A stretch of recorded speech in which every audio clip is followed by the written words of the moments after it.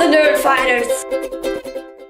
I haven't been here in a while, except like in the intro, so I guess like I'm actually really active on this channel. But anyways, the theme for this week was that one thing, and so I will tell you about my one thing. You guys may or may not be able to guess, but my one thing is a book. Not like a specific book, just always having something to read is what I think I need. I am what my mom calls a chain reader. I read one book and then I read another one immediately. There's no like in between time between those periods where I'm not reading. But this doesn't mean that I'm constantly reading 24/7. It just means that if you ask me what I'm reading at the time, I will always have an answer for you. I think this chain reading thing kind of stems from my like hatred of being bored. I go on long road trips sometimes, and if there's one thing I hate about road trips, it is the fact that I am sitting in a seat for many hours not doing anything and being very bored. So I always have things for me to do when I go on these long road trips. I'll have a book to read, and then I'll have like one or two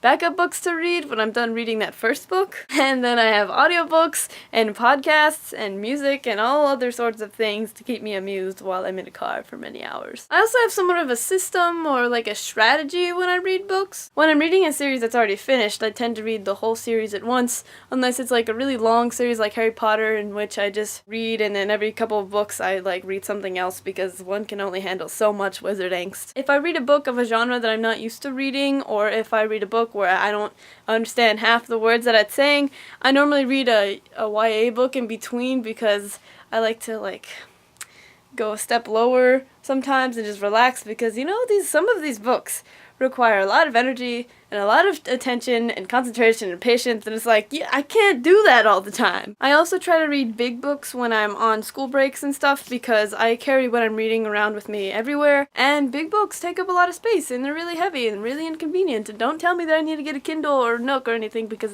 I'm stubborn and I don't want to do that. I'm also one of those people who normally have to read the book before I watch the movie, which is why I plan on reading The Giver and If I Stay and The Maze Runner this summer, because freaking every book is being turned into a movie apparently. And normally, even if I'm reading a book that I don't like that much, I am so determined to finish it, and I don't really know why. I mean, maybe it's because I need closure when I read a book. I don't know. And more recently, I try to read more diverse books. I love watching booktubers and everything, but normally booktubers just read like adventure and sci-fi YA books, and I those are great, but I think it's important to read other books of other genres and other perspectives, because you know, hashtag we need diverse books. I also tend to read books that my favorite authors suggest or review, because you know, I just assume that they have amazing taste in books. And then I see books like friggin' Diary of a Wimpy Kid 3 on John Green's, you know, suggested reading list on, and I'm like, what? Okay, alright. This video started off being about a specific thing, and then it just slowly turned into me just talking about all this book stuff that, you know, I'm sure everyone cares about. And now apparently I need to choose a topic for Connor's video tomorrow, so I'm gonna do that now. Alright, Connor, you're going to talk about people, and you're going to talk about writers of the 20th century. That sounds swell. I think this is the first time I actually know who's going to be vlogging the day after me, so Connor, I'll see you tomorrow.